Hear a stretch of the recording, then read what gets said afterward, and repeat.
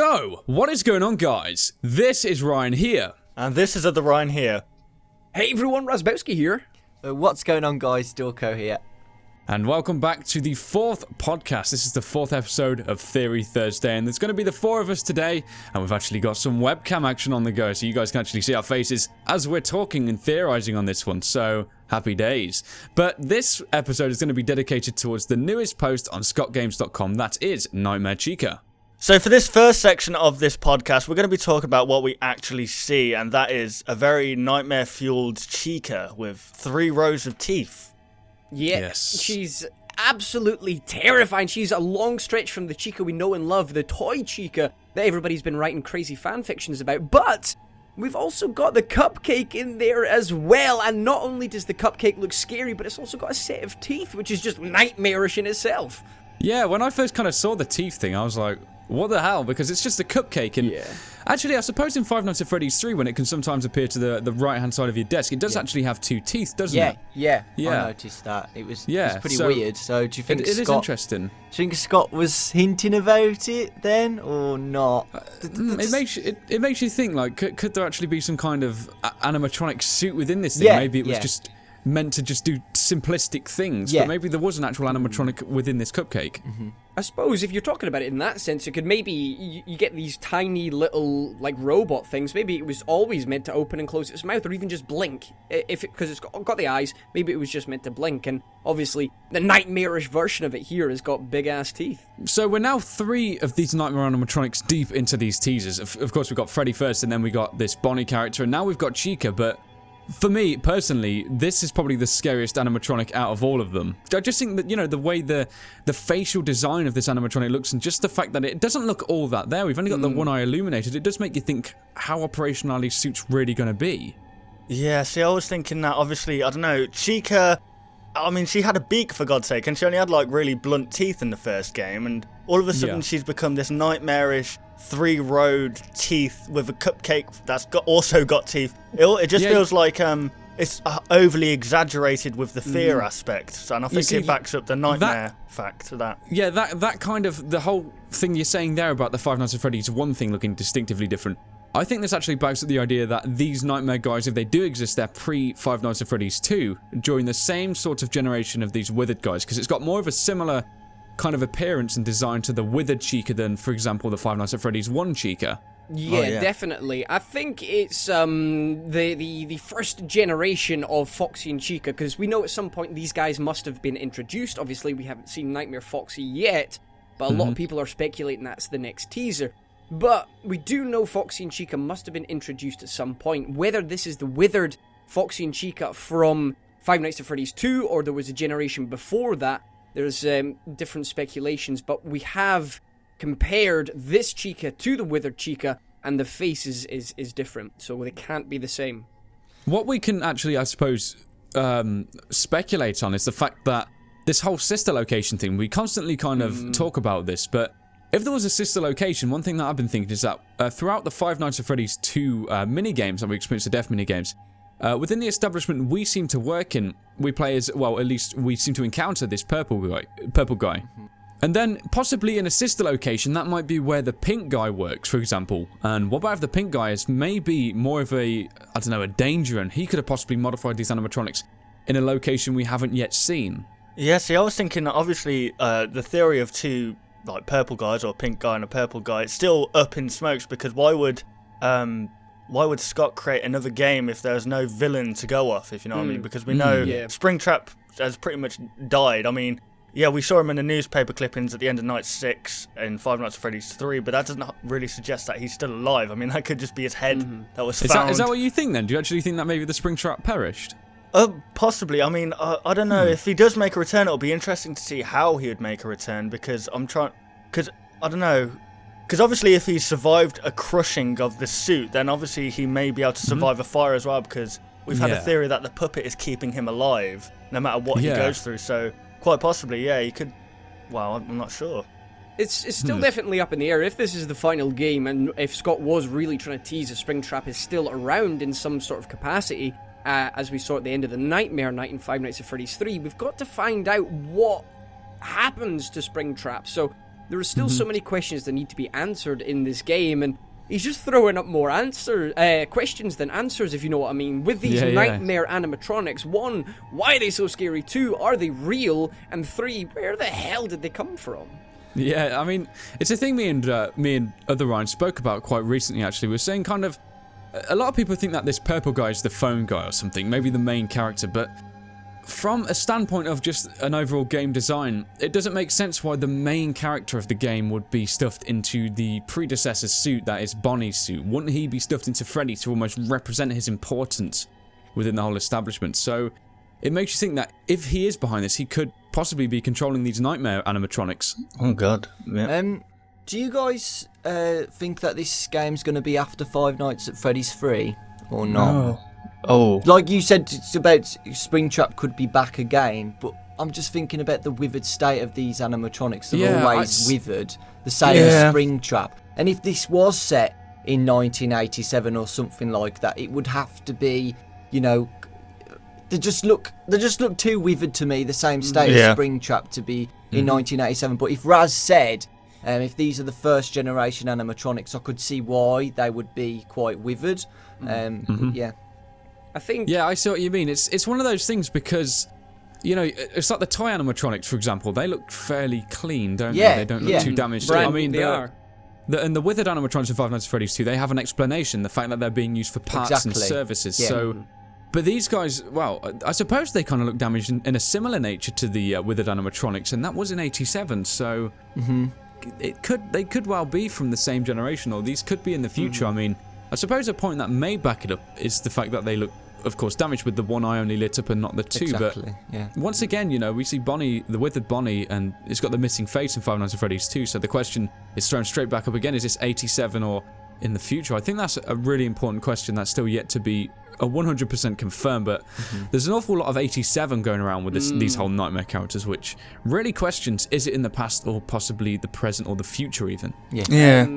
I think it would be quite easy to set it in the future after the events of Five Nights at Freddy's 3, but have the minigames in 1987. Yeah, exactly. It would be simple to do that. Scott has done time skips via minigames before, so you can do exactly the same thing in this game, and it would satisfy what happens after Five Nights at Freddy's 3, and it would satisfy what happens before it all. So I think that's the direction I'm leaning towards for this new game.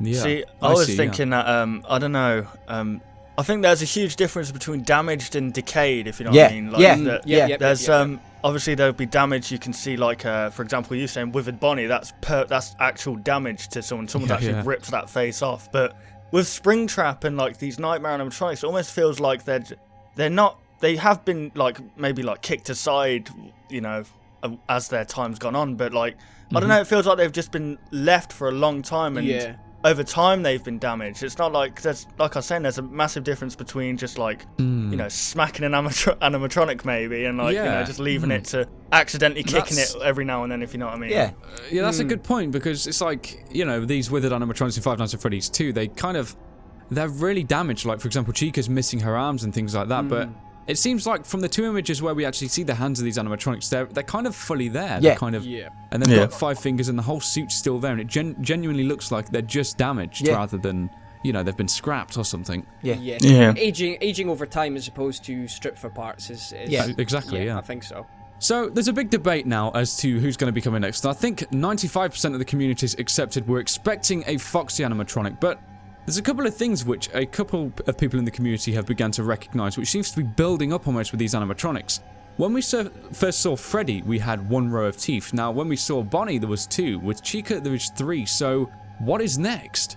Well, we know Foxy was originally, like, in Five Nights at Freddy's 1, he already looked like one of these nightmare animatronics. He had sharp teeth and he was all damaged and withered. So, the thought of a nightmare Foxy with maybe 4 rows of teeth, that is quite scary, because that's the only character that can run as well, pretty much. It's going to be... If he has a similar sort of mechanic where he can either leap at you from the darkness, run at you from a distance, and if he does, even just 2 rows of teeth, he is absolutely frightening. Imagine Foxy, who already had these sharp fangs, with the length of teeth that Chica and Bonnie have. It's going to be absolutely incredible. The hook is the main thing that I'm interested in. Yes. Hooks are already scary. They're already sharp and implemented. Imagine it turns into like a hook claw. Yeah. Like a 5-fingered hooks. That would be incredible. Like kind of Wolverine style thing. That would be insane. That's what I'm looking forward to. Stop giving him ideas, Rast. One thing which I've actually noticed really interesting about these, that's really intriguing about these teasers is the way they're seeming to be presented. And I've almost noticed like a link with Five Nights at Freddy's 3. You know how we kind of had these main mascots scattered around the establishment? Well, the only animatronic that wasn't used as some kind of light source or prop was the Freddy guy, which was actually stood in a doorway, and ironically he didn't have the lights in his eyes. And now, you know, we had the Bonnie character who was definitely a light source in Camo 2, and then I believe in Camo 8 we had the Chica head being a light source, and of course we know the Foxy head to be a light source, so I don't know, I think it might be entwining itself within these kind of relics of maybe the Five Nights at Freddy's 1 suits, and it just makes it almost leaves explanation as to what these lights might be representing. Yeah, well, I mean, I was just thinking, we've recently done a video. The whole 1987 theory, are you guys familiar with this? Basically, it's 10 days after the Freddy teaser was released, we saw Bonnie. Then 9 days after that, we saw Chica. So can we expect in 8 days' time to see Foxy maybe, and then 7 days' time? That's the big question. It's either Golden Freddy or the puppet. But if that holds any truth, if that is going to spell out 1987, then you got to think what the teasers are going to be after that. Like, I don't know, because there's not a lot you can go off, if you know what I mean. I was What's that, Dorco? I just thought, you just said 1987 for the countdown thing. Is that what you meant? Yeah. Like 10, 9, 10, 9, 8, 7. Bloody hell, I didn't even realise that. Yeah, then Dorco, one more thing for you that I realised then. Ironically as well, that ends on if that does hold truth, that will be the Foxy teaser on the the Foxy teaser will come, and then the 7 days teaser to represent the 7 will come on the 31st. So that might be that the Balloon Boy with the 10 represented the month of this game's release. And then, of course, if this 1987 thing holds up truth, it'll be the 31st, which is the day of release. Yeah. So, okay, that's now it's just whether or not this holds up truth. Going on the point, what could possibly come after these Nightmare teasers? I was thinking potentially, because he's still got a run up to a teaser trailer and then maybe a full gameplay trailer. He could have each of these animatronics in turn appear on his site again, but as they might look in game, like. Not nightmarish, what they really look like, if you know what I mean. So Freddy would appear first without the little Freddles, maybe looking really new, like he looks when they first bring him onto the shop floor for the first time, if you know what I mean.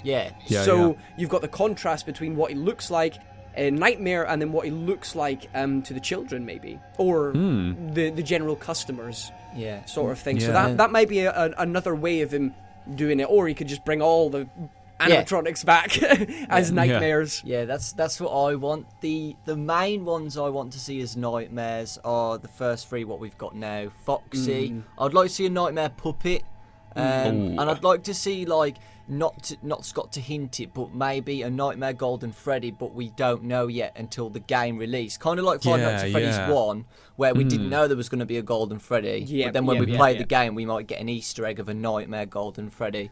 I'm kind of thinking that maybe the 5th teaser, if there is of course going to be a 5th and the whole 1987 thing holds up, it might actually be Golden Freddy, just because of the simple fact of, in the Five Nights at Freddy's 3 bad ending, when the lights are actually still on in the heads, there's the 5th head in the back. And if you analyse that, it does appear to be like a second Freddy head. So is that the Golden Freddy character? Also, I was thinking in Five Nights at Freddy's 1, when you put in 1987, it's Golden Freddy's jump scare, isn't it? Exactly. Precisely. That would make sense. Yeah. That would be fantastic. Yeah, it's kind of like, it's almost like a big clash of all these hints throughout, and it's nice to see that he's given us these early hints on the website too, because it's leaving us all intrigued as to, you know, what's going on, and it's almost linking a couple of things in the past now together that we've all been speculating for a while, and it's definitely making a couple of theories seem a bit more kind of warrantable in their whole idea and concept. It's beautiful. It's just so beautiful, Scott. So, something we actually spoke about a moment ago, but we didn't actually answer, is what teasers are we definitely expecting to see next? We've spoke about the whole idea of this 1987 thing, and I keep bringing it back up. But what about if there's going to be some more teasers after showing more of the animatronics? The 1987 could link quite nicely with the 5 main mascots, but that's not to say we're going to see all these other guys coming in Nightmare form or also in normal form. So, what do you guys truly expect? What animatronics do you think we will see reoccur, or what animatronics do you think we'll see as new? Well, obviously we're going to see Foxy. That's a given because I think Mm, Five Nights at exactly. Freddy's 2 they scrapped all of the toy animatronics, didn't they? So I don't know, but obviously that's why they came back in that's why Balloon Boy came back in only hallucination form, because obviously he's been ripped apart and scrapped. So, but it would be interesting to see if someone maybe salvaged the toy animatronics to make them look like these. Yeah. Imagine like a Nightmare Toy Bonnie or Nightmare Balloon Boy or something like that. That would be freaking. It's been Or- conceptualized quite a bit, but it's a not nightmare, been actually. Nightmare Mangle. announced. Jesus Christ. Oh, Yeah, because in Five Nights at Freddy's 3, the heads are still in the box. So if this is a sequel, someone could have kept these parts if they survived the fire, of course. Yeah. Well, thinking about it, the toy animatronics, they seem to be the only things that remained in decent condition. Yeah. I mean, so, it almost makes me think that will we kind of see the Mangle built back up in her normal form, and will we see this original version of the female Foxy that we never saw before because it was already mangled? And, these toy animatronics could hold a little bit more importance, because they were saying that they were the newest guys and that they had all this new technology, but there's not a whole lot which is really spoke about with them. Yeah. It's kind of like, with the murders and things like that, no one really speculates, but, an important thing we have to remember is that these guys are still coming to kill the Night Guards, so why is that? Why do they have this kind of motive to do that if they're apparently these innocent things that, don't have much of an involvement within the storyline? It's going to be interesting to see how Scott makes the storyline come into this new game, whether he is setting it in the past or the future. Are the children's souls still active in these things, seeking revenge? Because that's, with the bad ending, that's the way it's pointing. These animatronics may be destroyed, but the children's souls aren't at peace yet. So if somebody has bought all the things from an auction, that seems to be a very important point here, which leads us to believe that it's going to be set after Five Nights at Freddy's 3. If somebody has put them back together, creating some kind of, museum or a cafe to like a cafe museum, you can go through a museum, then you get your pizza at the end of the thing or whatever.